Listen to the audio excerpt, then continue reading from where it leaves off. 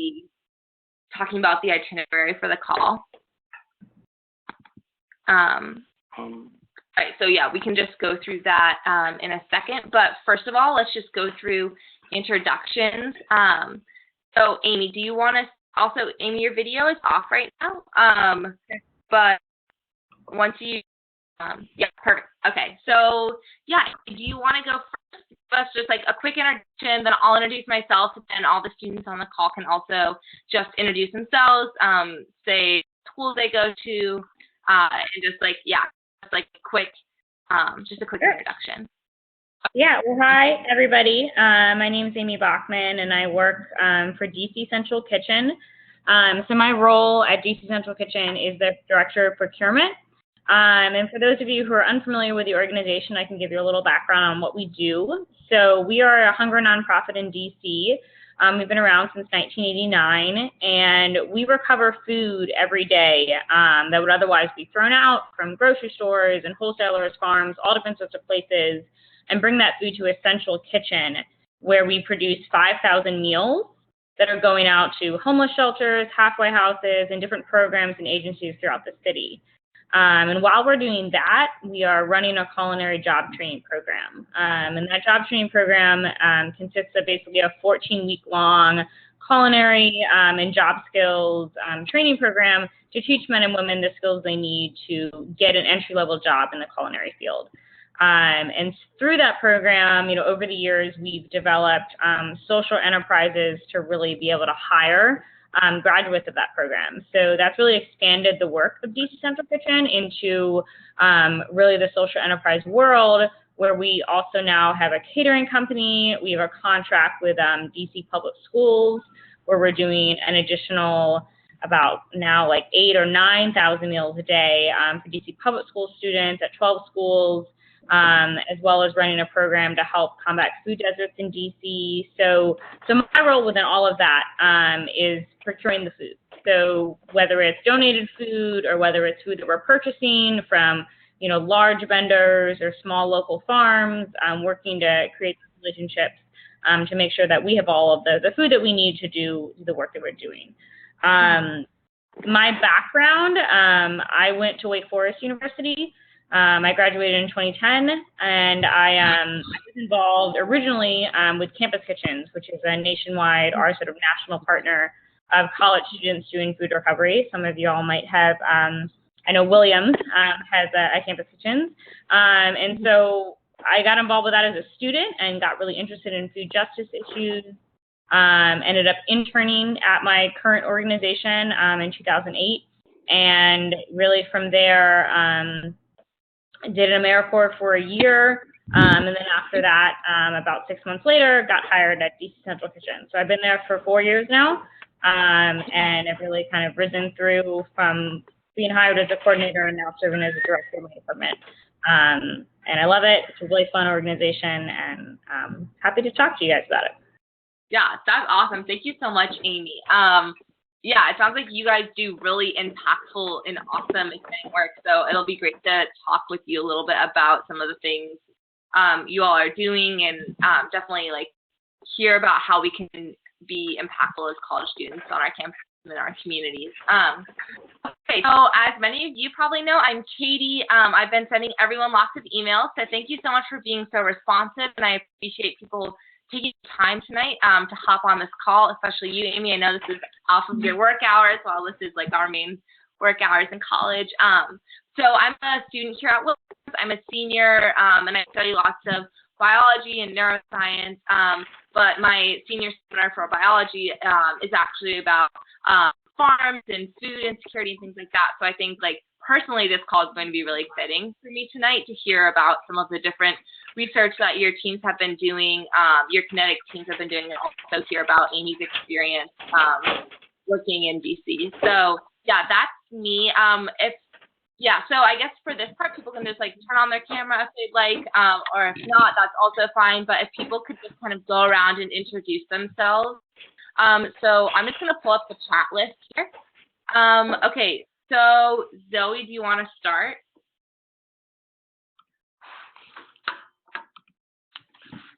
Okay, I can Oh. alternatively, people who have their microphone working can just kind of go ahead and we can just take turns. Rachel, do you want to start? Sure. My computer just made a weird noise if I just made a face, so I don't know if everything's working. No, that's fine. That's when someone has entered the call. Okay, so we're fine. Yeah, my name is Rachel. I go to Swarthmore, so I work with Hanan. I'm teacher, and yeah, I think that's about all. Awesome. Cool. Okay, Hanan, you want to go ahead? Yeah, for sure. Hi, everyone. I'm Hanan. I'm a sophomore, and I'm a co-leader of the Food Insecurity group with Rachel, and I study psychology, Arabic, and I'm into social entrepreneurship, so Kinetic is pretty awesome with that. Awesome. That's great, Hanan. Emma, do you want to go ahead? Uh-oh. Well, we are not getting any volume from you. So does someone else want to try who has their microphone working? Sorry, Emma. Jack and Lizzie, can you hear us? Yeah, can you hear us? Oh, there we go. Yes. Oh, there you are. Awesome. Oh, okay. Go ahead. So we're with Connecticut Williams. I was on the food insecurity team last year, and we actually don't have a team this semester for it, but we just wanted to hop on this call to get familiar with the resources that Connecticut Global has in that field going forward so that you can use them. We have about 7 other active teams in a bunch of different areas, but we like just as much as for food insecurity. Last semester, right now, there seems to be more demand for different areas. Awesome. Thanks so much, guys. All right, who's next? Anyone else have their microphone working? They can just go for it. Hey, my name is. Okay, never mind. Oh, sorry. No, go ahead. Okay, I'm Cheryl. I'm a sophomore at USC. I'm studying biology, but I have an interest in social enterprise, so that's part of why I wanted to join Kinetic. And currently, I am a chapter leader, but also a co-leader for the food insecurity team. Awesome. Thanks so much, Cheryl. Hey, my name is, I go Gabriel. I go by Kwate, my middle name. I study computer science. I'm from Swarthmore College, and I'm a chapter leader here at Swarthmore College. I'm currently on the homelessness team, but wanted to hop on the call to hear about the resources that we have available to us. Awesome. Thanks so much, Kwate. Someone else can have their microphone working?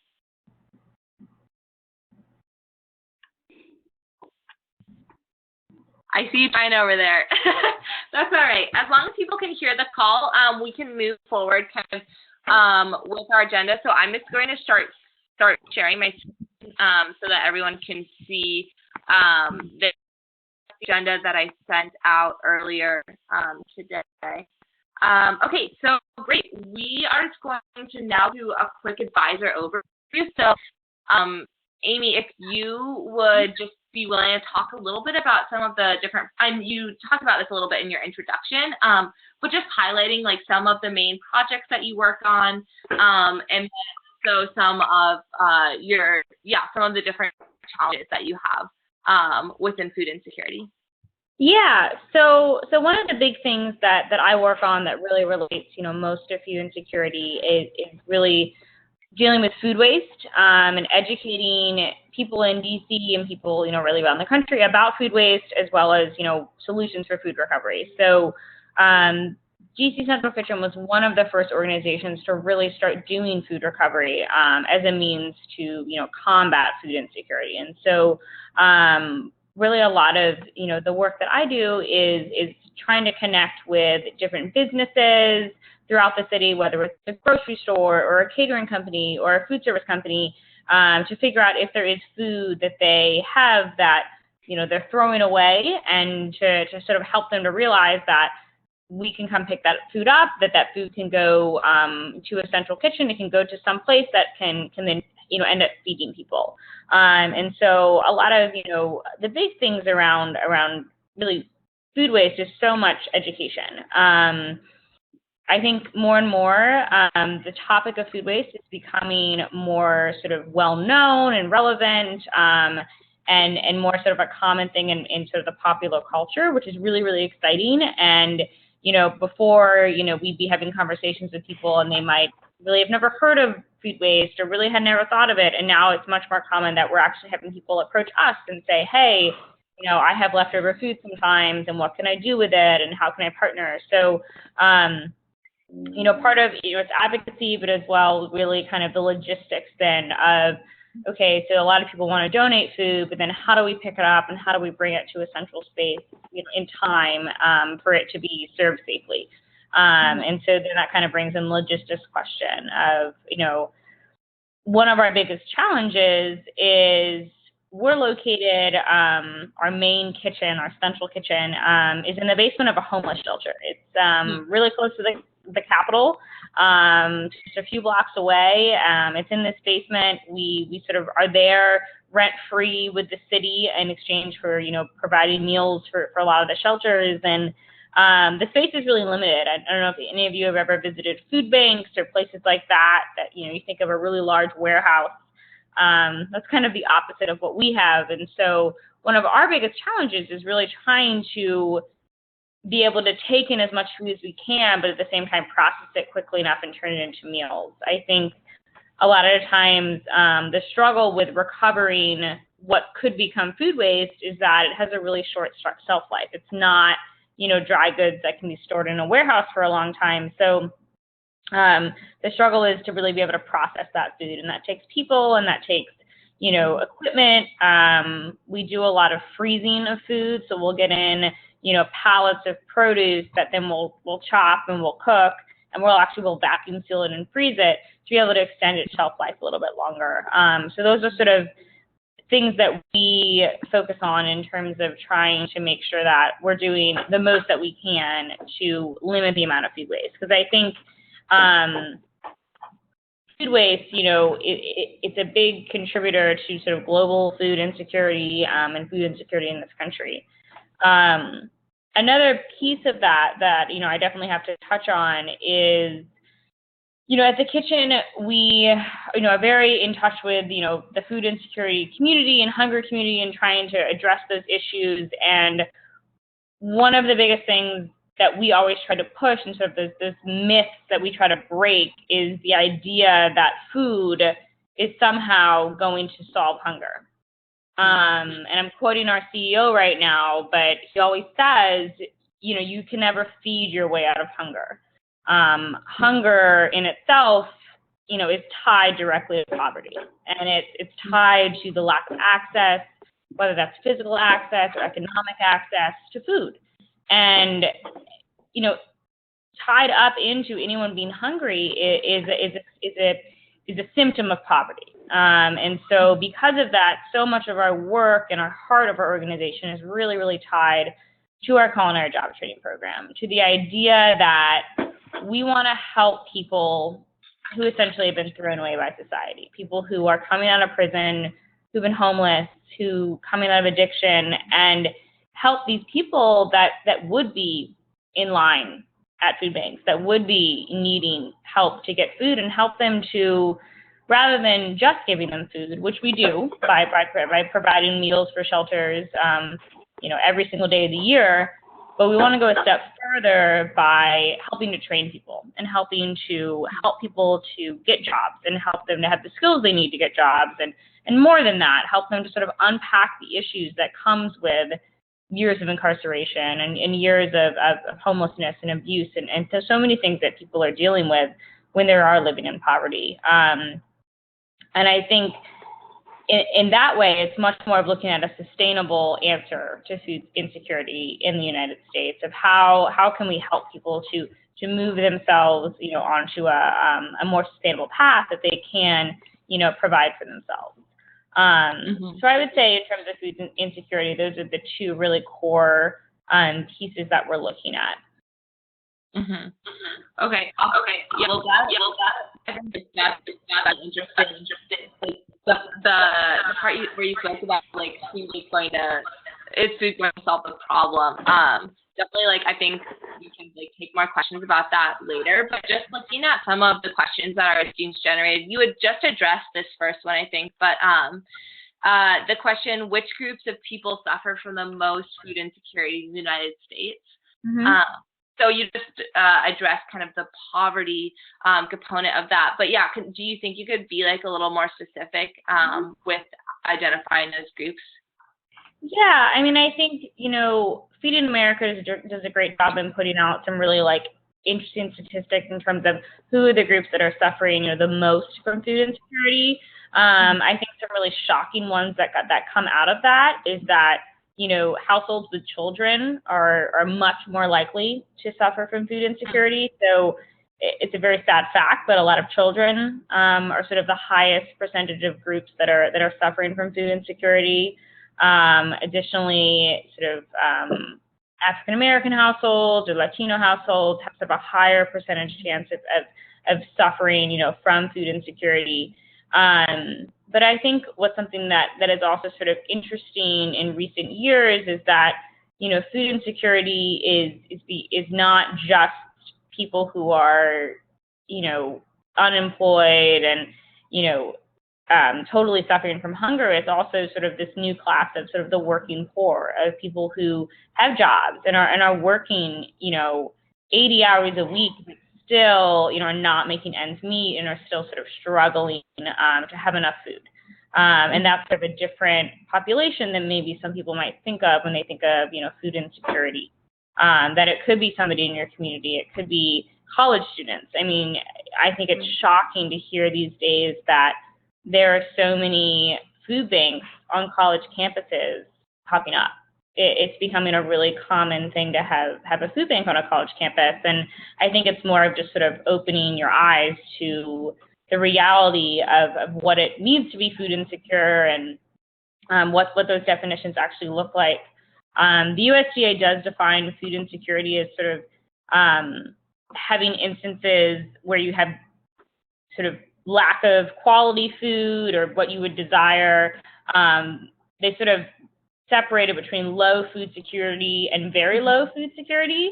Very low food security mean that you're having disrupted eating patterns and actual reduced food intake. So there's sort of a distinction between maybe you have access to food, but it might not be the food or the quality of food that you would prefer or would be nutritionally, healthy. And then very low food security being more really just a lack of really access to enough food and having to skip meals or that sort of thing. So I think it's interesting to look at those actual definitions to see, what's really impacting people. Certainly. And so, yeah, I guess the follow-up to that question is, why do these groups suffer for food insecurity? Is this an access problem? Is this an affordability problem? Yeah, I mean, I think, so with food access, really, to me, there's really three parts to food access. There's the first part, which is, economic access. Can you afford the food? Do you have the money to pay for food? And, that's obviously kind of the baseline thing that I think a lot of people think of.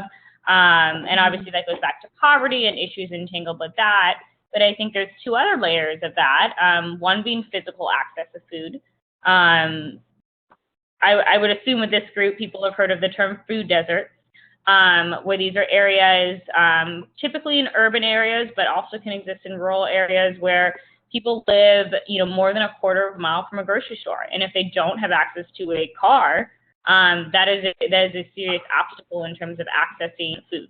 And so there are many areas in cities, DC especially, where there are whole neighborhoods that don't have a grocery store, and that the only access point of food is corner stores or gas stations that pretty much just sell junk food. And in that instance, there's food available, there's calories available, but are they empty calories? Are they anything really to help actually nourish and feed people in a way that is actually going to help them to prosper? And so that physical piece, I think, is really important, because people might have the money to pay for food, but it might not be physically accessible to them because of the area that they live in.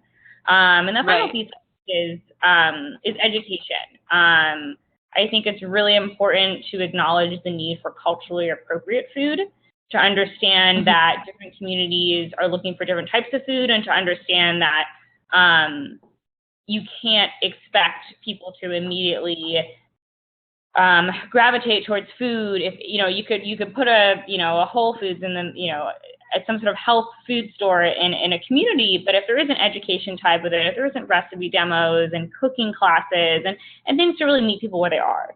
If you've never seen an eggplant before, why would you buy it and cook with it? And I think it's that understanding of it is about education. It's about much more than just placing stores somewhere. It's about sort of that further piece of it. And I think that has to do with access and has to do with food insecurity. Of that, you can have the food in your neighborhood, it can be there, but really being able to have food that's accessible to you culturally and to sort of your level of comfort, I think is really important. Great. Okay, so the next question is, I think a little bit about scale.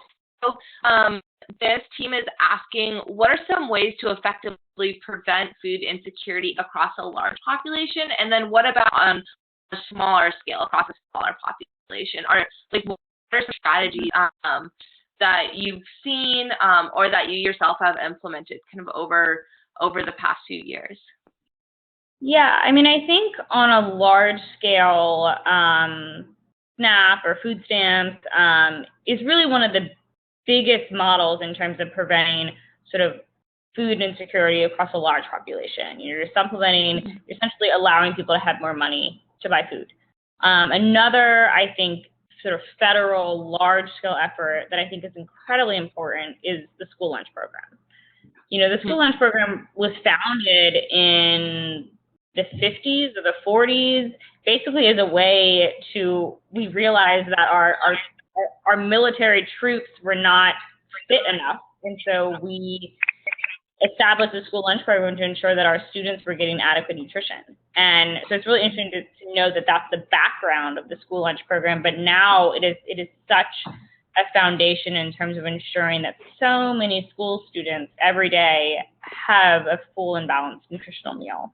And in some instances, it's breakfast, lunch, and supper. It's all the meals of the day. And I think that it's such a huge way that on a large scale, we can really help combat child hunger, which, as I said before, is one of the largest populations that are affected by hunger and who have the least ability to really do something about it, the most vulnerable.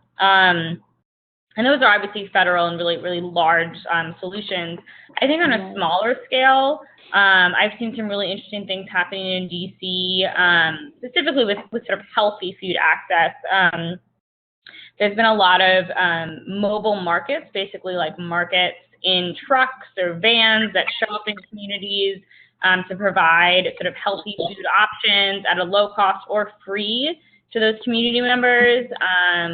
There's also fruit and vegetable prescription programs, which is actually a program that's promoted by the USDA, which basically allows sort of health clinics and places to basically prescribe basically money to then allow people to spend at farmers markets or grocery stores to basically purchase healthy fruits and vegetables that maybe they otherwise wouldn't be able to afford. Additionally, farmers markets have double dollar programs, which allows them to double their dollars in terms of fruits and vegetables that they're buying at farmers markets. So I think those are some really kind of unique ways that communities are able to, look at food insecurity and impact it, in a smaller way, but I think it's still a really beneficial way. Right. I think those are like all really great kind of different points for jumping off for teams to look at in their research kind of going forward. So this next question, so we have a team in Europe actually, which is really exciting. We can now say Kinetic Global is actually a global organization. And so the team in Europe, they can't make the call tonight because it's like 2 a.m. there. But they sent me this question, and it has to do with the refugee crisis. So they ask, how has the current refugee crisis impacted food insecurity? So I think this is a really big question, but a really, really important question. And I'm kind of going to come at it more from sort of a global perspective, because I really think that's where sort of the biggest impact is being felt. I think in the U.S. we're still pretty sheltered from the refugee crisis going on in Europe. So, I think a lot of it's really being felt there. But I think, a point that I do want to make is, it's been sort of noted and really researched heavily that the impact that food insecurity has politically in the world is so great. There's so many studies that have shown that when there is food insecurity, connecting that to protests and political instability and fighting, and sort of whether that's a cause or an effect, regardless, when you have these instances of mass refugees and people moving throughout an area and great instability, the food system really breaks down. And you think about the infrastructure needed to move food to people and the farming that's lost and transportation and sort of the inability to get food to people, creating these really massive instances of food insecurity. That's even then adding to more political upheaval and protests. That I think it's really is tied together. I think when you look at areas of the world that have really been enveloped in upheaval, you can look at their sort of food security history, and you'll see sort of instances of prices skyrocketing and people not sort of having access to basic goods, and that really causing a lot of strife to then sort of boil over into political upheaval. And I just think that when we look at political stability, I think more and more we're going to need to realize how much food is connected to that, and how much focusing on food security is just as important in terms of ensuring political stability across the world. And I do have an article that I was recently on a panel sort of about food security in DC, and there was a woman from the CSIS who specializes in food security and sort of global conflict, and she wrote this really wonderful article that I will definitely share with you all, because it really kind of goes through some of the more recent conflicts that can really be tied to some food security issues that might have caused it. So I'll share that around. You can send it to people, because she speaks more knowledgeably than I can about a really complicated topic. Yeah, wonderful. Thank you so much. That sounds great. So yeah, I guess the next question, that's kind of the follow-up to that. How can we better fight food security considering that the world population is rapidly growing? Yeah, so I mean, I think I've again been on some panels with a lot of folks that deal more with sustainable agriculture and sort of food security in that sense. And a lot of, the big points that they have to make is that, we currently are growing enough food to feed the world's population. The problem is we're wasting a third of it globally, 40% of it in the United States. And I don't think that the conversation about, combating food insecurity globally, can be had without addressing like that huge issue of the fact that we are wasting a lot of the food that's produced, and that, that's such a waste of resources and land and water and labor and money, that when we have people that are hungry but we're wasting food, the resources are there, but, trying to find a better way to do that.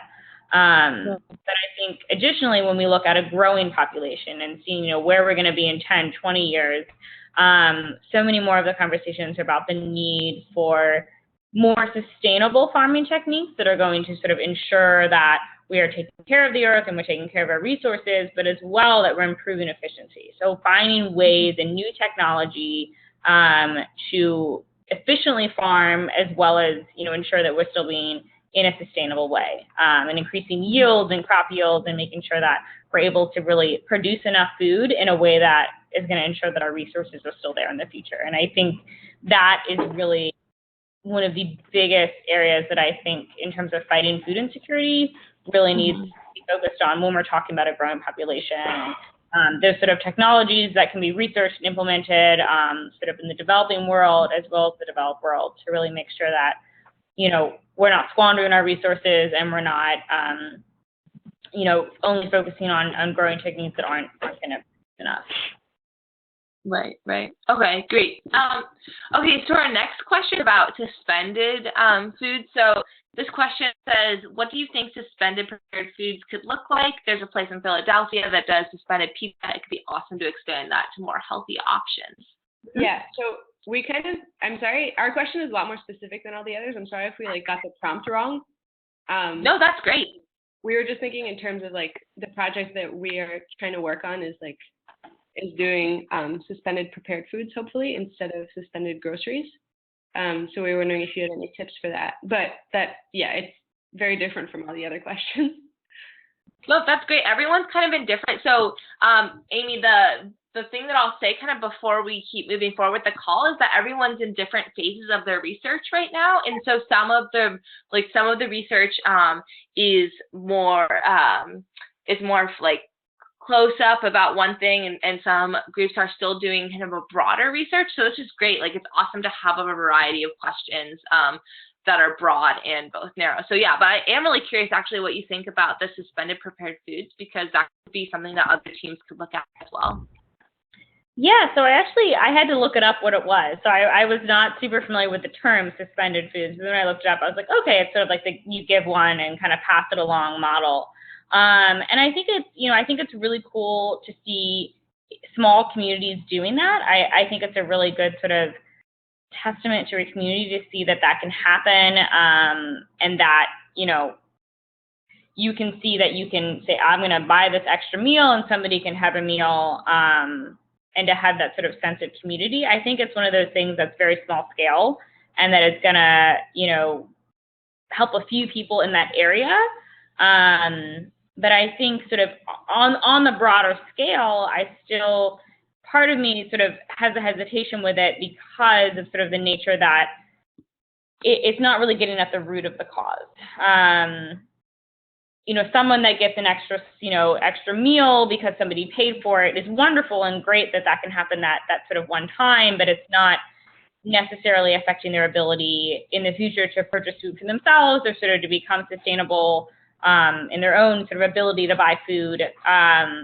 So I think, you know, it's a cool mode for small scale, but, you know, putting it into sort of a larger scale effort, I wonder how big the impact really could be, because sort of it's more of sort of a handout model and then less of sort of an empowerment model in terms of helping people to sort of empower themselves to be able to you know, purchase food on their own.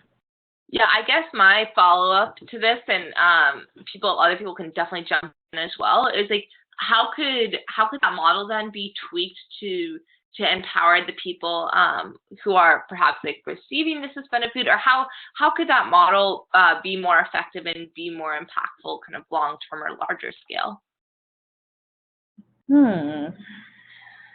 I mean, I've seen some models where it's more like it's a cafe, and in order to get food there, you can volunteer or you can work there, sort of more of that kind of like training aspect of, rather than this is a meal that somebody has given you, more of sort of a joint partnership of if you work at this cafe, then other people can eat for free, and those kind of more, seems like the people that are receiving the food are more involved in the process, which I think, at the end of the day is always going to be a more impactful solution if people feel like they're a part of it.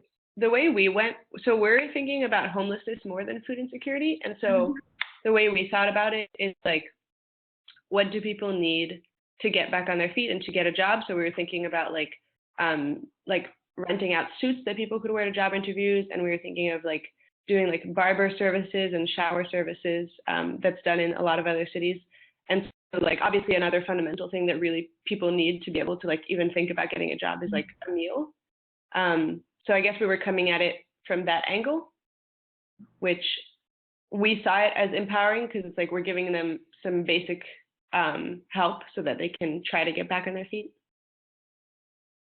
Yeah, I mean, I think the aspects of like the shower and getting a haircut, I think that's so huge in terms of helping people to be prepared. I think ways to help it be more impactful in terms of meals is perhaps connecting with an organization that's doing job training or is helping people to get interviews, or organizations that do like the Suits for Success or Dress for Success, places like that help people to get sort of donated work professional clothes, and maybe have a connection between the restaurant and those organizations, so people know that they can go there and they can get a nice meal, to have it kind of set up in that way that it's that there can be that connection of, before your job interview, come here, you can get a nice meal to be ready to go. I think just the more organizations can work together and sort of connect the pieces of the puzzle that they're working on, I think the more beneficial the results are going to be. Okay, thank you. Yeah, great. Does anyone else have questions about that? I know at Williams, one of our food insecurity teams started a suspended groceries program. So if any other teams are thinking about kind of this suspended food idea, this would be an awesome time in the conversation to chime in if anyone has questions about that. Okay, cool. If any, we'll also have a Q&A at the end, but I don't want to I want to make sure that people have an opportunity to talk if they have questions. Yeah. So sorry. Go for it. The Williams team, Jess Bernheim did suspended groceries. It did it at our local grocery store, Wild Oats. It was a really big success. It spread to a few other grocery stores, and it worked really well here. And to offer personal experience on that.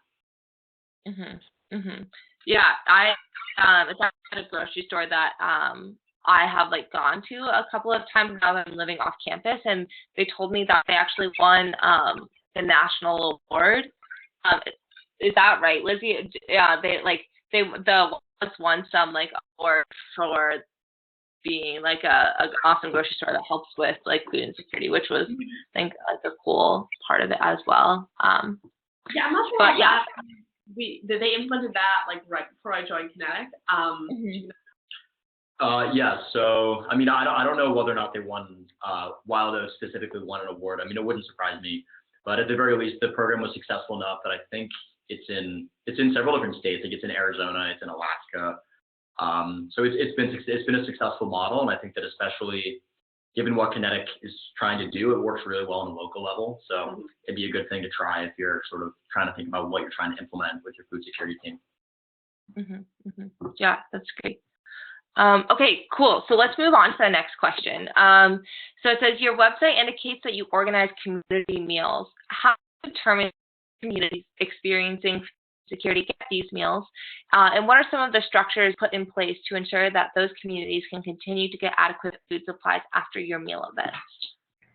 Yeah, so we work with about 80 different partner agencies that receive these 5,000 meals that we're producing every day. And in order to receive food from us, we have an application process that our community partnership manager basically does a site visit, goes and sees sort of what food facilities they have. Whether basically there's two types of food that we put out. We call it ready to eat, which is food that we serve hot, that goes out of our kitchen hot. So it's for facilities that don't have any sort of heating ability. And then we have ready to heat. So those are, facilities that can then reheat the food. And so we sort of split those two up. But in general, those are we're looking to see what the agency's sort of capacity is. Are they able to reheat food and serve it safely? All of our agencies are required to pass and take and pass a serve safe exam, which essentially is the ability to sort of handle food safely. So that we know that when we're passing the food off, it's going to be served in the correct way. We don't have any sort of income requirements or eligibility requirements to receive food from us. It's really on a case-by-case basis in terms of what community they're serving and sort of what work they're doing. I will say, though, that we do preference agencies that are working to empower their clients. Again, going back to our mission of empowerment, we are good at making food. We're good at cooking food and getting it out in mass quantities. And so our goal is to strive to really do that for agencies so that they don't have to worry about providing food for their clients, and they can spend the resources and the money and the time rather on job training or addiction help or housing or different issues that we know our clients are dealing with, and we want to be able to put those agencies in the best ability to better serve their clients by not having to worry about the food that they're going to receive. They know they'll get it every day and they don't have to think about it. In terms of sort of how our structure works, so we serve meals 365 days a year. Once you are an agency, you may say that we want lunch every day. Maybe you don't want it every day, but most of our agencies do get meals every single day. But whatever you specify, sort of you're sort of in contract with us unless there's some sort of violation in terms of safety or health codes or things like that might be a reason why we might no longer have them as an agency. But so that's sort of, within that is built in that structure that people can guarantee, can count on and guarantee that they're going to have a meal from us every single day. We have not ever shut down. We are open 365 days a year: Christmas, Thanksgiving, 9/11, hurricanes, snowstorms. I mean, we don't close, and so that's a huge part of what we do. We'll put staff in hotels. We'll sort of do everything we can to ensure that we put meals out, to really ensure that people do have that security, because I think that's so important to know that they do know where their meal's coming from, and that isn't a worry, so that they can focus on other aspects of their lives that they're looking to improve. Right. That's great. Okay, so our next question here has some kind of preface to it, but the main question is, what do you consider to be the largest obstacle to low-income individuals who want to be healthier? So I think a little bit of this I touched on before about really the education barrier. Our Healthy Corners program is really incredible. We, started with 15 stores, and we're now at 70 in DC. And for those of you who might not be totally familiar with it, basically, we act as a wholesaler. We purchase produce from a local wholesaler, and then we deliver the produce directly to corner stores. Most corner stores will receive a delivery once a week. The larger ones might get one twice a week. But what makes us different than them buying from our wholesaler directly is that we will sell to people piecemeal. So if a corner store wants to buy 5 bananas and 6 apples, they can buy that. In any other instance, if they wanted to get a delivery, they would have to buy a whole case. It's really just how the food system is set up. You can't, piecemeal like that. And there's order minimums, and you have to spend at least $300 or whatever it is, and you wouldn't get as good pricing. So there's a lot of really barriers for a lot of these small stores to carry fresh produce. It's why they don't. And so the corner store initiative is to get that produce in those communities. Obviously, then there's additional barriers. Okay, the produce is in the communities, it's affordable. Then how do we get people to buy it, and how do we create that demand? And really, so much of that is done through our nutrition outreach team. We have, our staff doing cooking classes and recipe demos and handing out recipe cards and doing surveys and really teaching the community what these new food items are if they're not familiar with them, or if they are familiar, teaching new recipes to cook with them, and really trying to find people where they are in terms of their comfort level with these types of, foods and whole fruits and vegetables they might not have used before. And what we found is that, the demand is there. People are interested. People are excited about it. It just really takes education and time to really change sort of a cultural identity in terms of your food, culture. And for years, it was all corner stores. It takes time. It takes a while. And I think for us, we're really all about the wraparound approach. Some of our best corner stores are the stores that are near the schools that we're serving. So we have school students who could walk by our corner store to grab a healthy breakfast and go to school at one of our schools and have, 3 meals a day of healthy items. The idea being that then they could go to the corner store with their parents and be able to buy healthy fruits and vegetables, have the same recipes that they had in the schools. And we do a lot of sort of cross demos between the corner stores and the schools whenever we're sort of highlighting a special item, to really be able to have that wraparound, hitting people at multiple points to really have their health environment, their food environment really change. Right. Okay, great. So I guess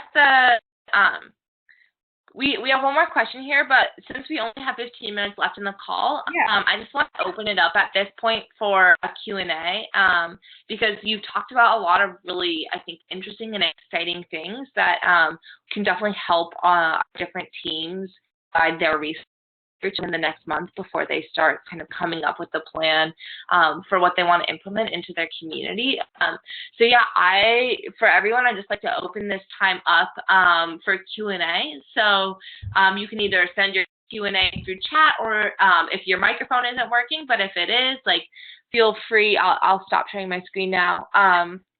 And great, like, people can just kind of chime in now and ask any questions that they might have. Hi, I have a question. Can you hear me? Okay, sorry. So I guess, like, when we were talking about the suspended food, we kind of got into the question of like, is this thing that we're doing like impactful on a larger scale? And like, I got like a similar critique from my club advisor, because she like works in the social enterprise lab at USC, and I was telling her about like potential to like partner certain, like, for example, USC dining hall with like a food rescue program or something, because I don't think it donates the perishable like served food, but like untouched food, I guess. But then my advisor told me, well, like, yeah, it's kind of like putting a Band-Aid on the problem, and it's not really like helping like the root of the cause. So I was kind of just I thought like the insight about how like, oh, like for students, I guess, like if you could like get all these companies and stuff to like work together more, then that would be like even better. I was just like, I'm like a little bit confused about like what exactly our role as like a student organization is, and like what things we could potentially do to like do things in an impactful way rather than just like offering Band-Aid solutions.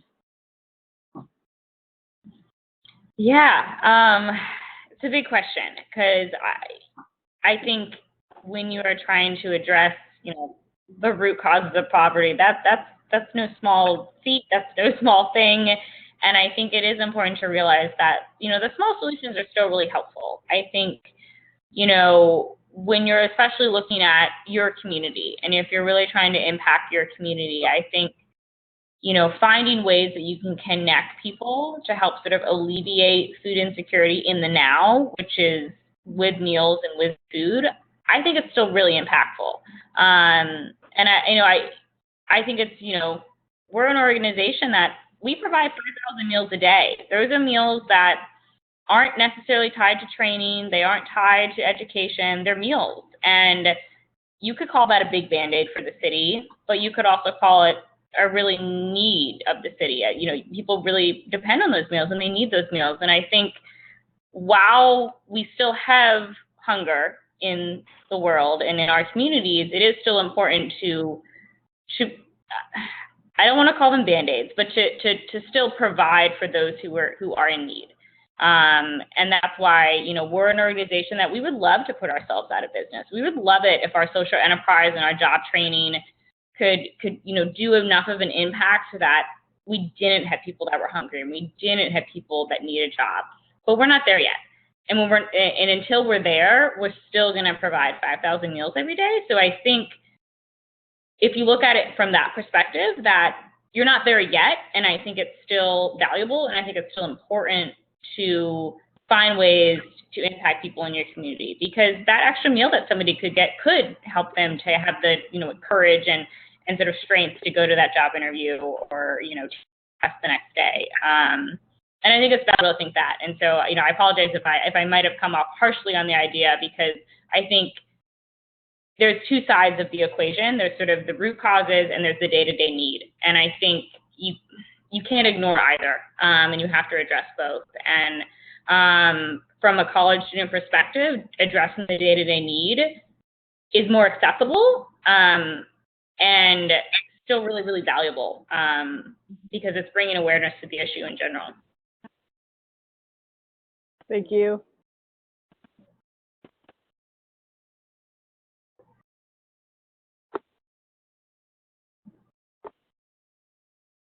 Can you hear me?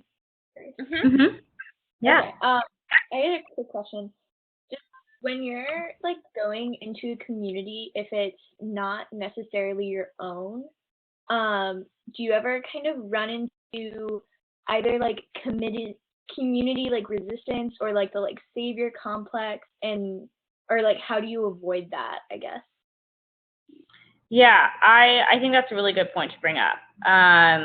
I think it's definitely an issue that we've come across, particularly with our Healthy Corners program, because that really is an instance where we are going into the community at an already established store and saying, you know, can we provide something to you that you didn't already have, and this is what you need.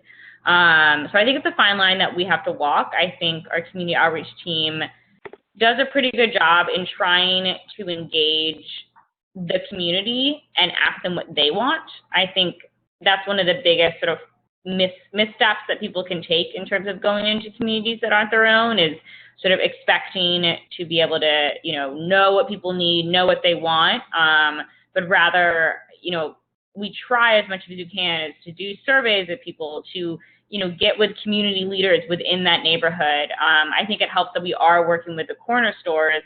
What's interesting about DC corner stores, to sort of add another layer of sort of cultural confusion, is a lot of the corner stores in DC are actually mostly owned by Korean immigrants.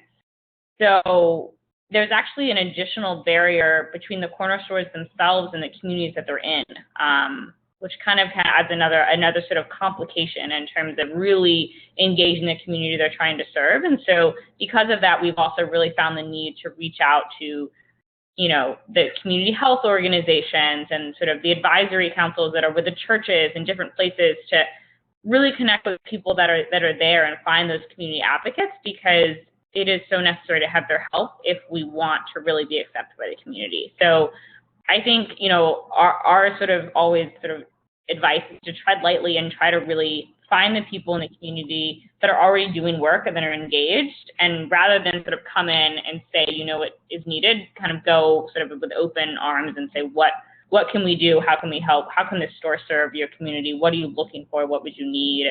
And have those conversations instead. That was great. Thank you so much.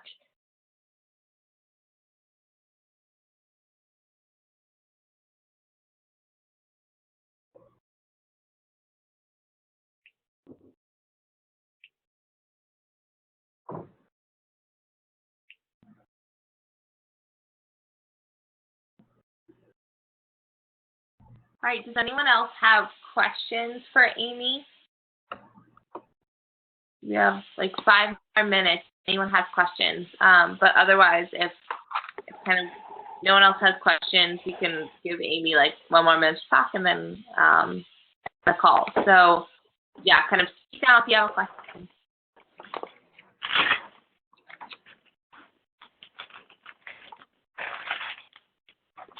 All right, awesome. Well, this was a great first call. Thank you so much, everyone, for hopping on. Amy, do you have any last few things that you want to say, or do you feel like we kind of covered everything? Yeah, I think we covered a lot of the main topics. I'm really excited to hear about your all's proposals throughout, you know, this time, and just want you to know that I'm, you know, happy to answer further questions. I think most people have my email probably, so feel free to reach out and, you know, throughout this process. But I'm excited about it. Wonderful. Well, thank you so much, everyone, for joining. This call is going to be available on YouTube, and I will send out that link so that members of your team or members of your chapter who are interested in looking at this call and hearing some of the different things that we talked about tonight will be able to do so. So you can look out for an email kind of within the next week or so talking about where this will be on YouTube. But yep, this marks the end of the call. So thank you so much, everyone. for participating tonight. This is really awesome, and I'm excited to see kind of all the different projects you all come up with in your food insecurity team. So thank you so much. And yeah, we'll see you in November for our next food insecurity call. Bye, guys. Thank you. Bye. Thank you, Amy, Thank so you. much. Bye. Thank you.